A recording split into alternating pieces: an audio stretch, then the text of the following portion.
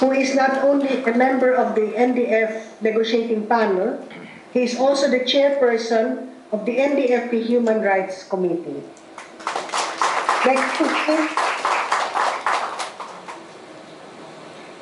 Next to him is Julieta de Lima, who is, aside from being a member of the negotiating panel, is also the chairperson of the NDFP Reciprocal Working Committee for Social and Economic Reforms.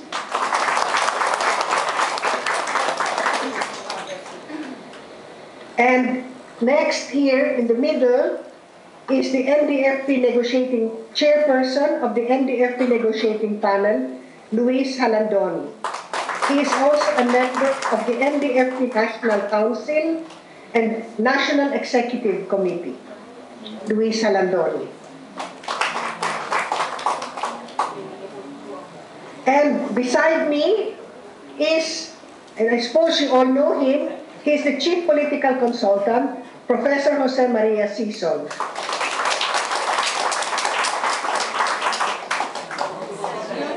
And I am Connie Ledesma. I am a member of the NDFP negotiating panel and also a member of the NDFP Human Rights Committee. Joining us by Skype from Brussels, and I think you can see him, is Attorney Jan Fermon. Jan, together with Edre Olalia and Attorney Richard Harvey, are the key lawyers in the International Legal Assistance Team, or ILA. This is an organization of international lawyers who are helping the NDFP negotiating panel on matters of international law. They gave valuable help in preparing the NDFP Declaration and Program of Action for the Rights, Protection, and Welfare of Children. We will later hear something from Jan. And now, let us listen to Luis Jalandoni speak about the declaration. Magandang hapon po sa inyong lahat sa Pilipinas. Good afternoon. Good morning here to us in Utrecht and to Jan Fermon in Brussels. The NDFP Declaration and Program of Action for Filipino Children. Of the estimated total Philippine population of 95 million, about 42% are below 18 years of age. Thus, the National Democratic Front of the Philippines has consistently given serious attention to the rights, protection, and welfare of children. In 2005, it published the NDFP's Defense of the Rights of the Filipino Child. The NDFP is cognizant of the fact that the overwhelming majority of children are the sons and daughters of workers, peasants, and the urban poor. They are victims of an unjust social system which consigns them to a life of exploitation, poverty, ignorance, malnourishment, disease, and underdevelopment as human beings. They are forced to sell their labor. Some are lured into prostitution and pornography, kidnapped and trafficked for body parts, pushed into vagrancy, beggary, petty thievery and drugs, and jailed with hardened criminals. Just a few days ago, the ILO reported that there are 5.5 million child workers in the Philippines, more than 3 million in hazardous work. The NDFP regards the continuing gross and systematic violations of the human rights of the majority of Filipino children by the ruling system of big compradors and landlords as one of the compelling reasons for the revolutionary struggle of the Filipino people. In view of the ever-worsening conditions of children, the NDFP issued on April 24 this year its Declaration and Program of Action for the Rights, Protection, and Welfare of Children. The NDFP proclaims this Declaration and Program of Action within the framework of its political authority defined as follows. It stands for and carries the authority of the People's Democratic Government, consisting of organs of political power in substantial parts all over the Philippines. It is also the united front organization of all revolutionary forces of the Filipino people for national independence and democracy. It includes the Communist Party of the Philippines as the leading party in the aforesaid government, the New People's Army as its armed force, and various mass organizations of workers, peasants, women, youth, professionals, and other sectors. There is dual state power in the Philippines. One state power is that of the Manila-based reactionary government of big compradors and landlords. The other is that of the rural-based revolutionary government of workers and peasants, which has its own constitution and guide for establishing the people's democratic government. The two contending states or governments are co-belligerent forces in a civil war.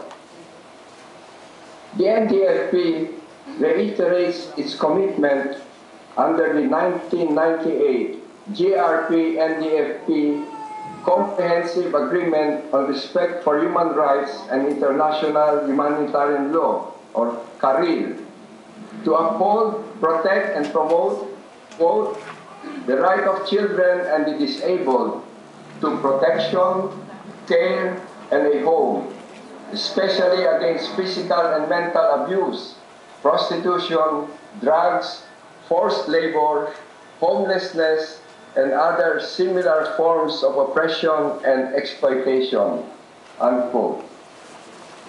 In 1988, the Political Bureau of the CPP Central Committee stipulated that the NPA, the New People's Army, may recruit only persons who are 18 years and older as armed fighters for its combat units.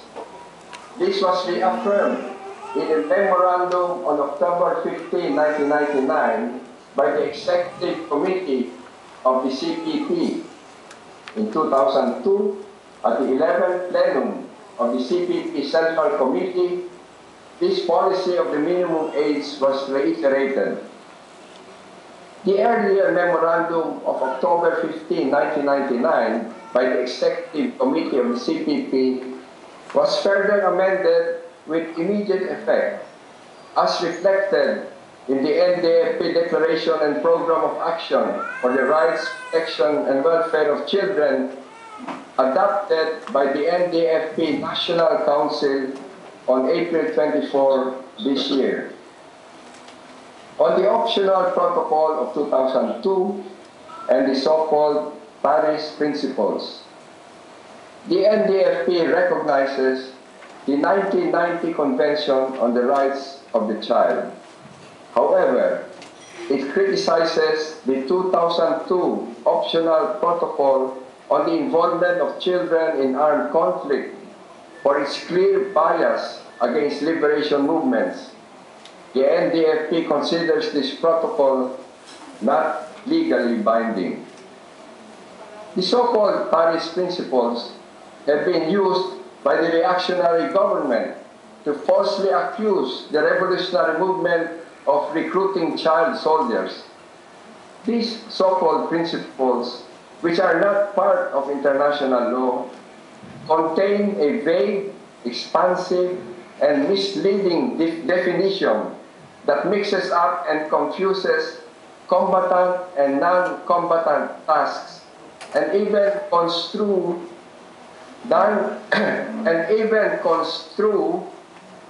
innocuous social and community activities as acts of hostility or combat. These are prejudicial to liberation movements and practically require children to be physically and even permanently separated from parents, families, and the community, They put children at grave risk by giving license to the reactionary government's security forces to accuse children falsely as child soldiers, treat them as military targets, and be open prey to various kinds of rights violations. Allegations by the reactionary government that the NPA recruits child soldiers have been vigorously refuted by the NDFP and have been confirmed to be false by independent human rights organizations in the Philippines and abroad. Baseless and unjust listing of the NPA as recruiter and user of child soldiers by the UN Secretary General in his annual report to the UN Security Council has been vigorously criticized by the NDFP in official letters to UN Secretary General Ban Ki-moon on November 24, 2008, and former UN Secretary General Annan on March 7, 2005. The only recent objective field study made at the request of the United Nations Children's Fund, or UNICEF, which was conducted by the Ibon Foundation in cooperation with the Children's Rehabilitation Center and the Center for Women's Resources on the needs assessment of children and women affected by armed conflict, has proven that the NPA follows the minimum age limit for NPA soldiers as stipulated by the CPP, the NPA, and by this declaration. The NDFP Program of Action for Children.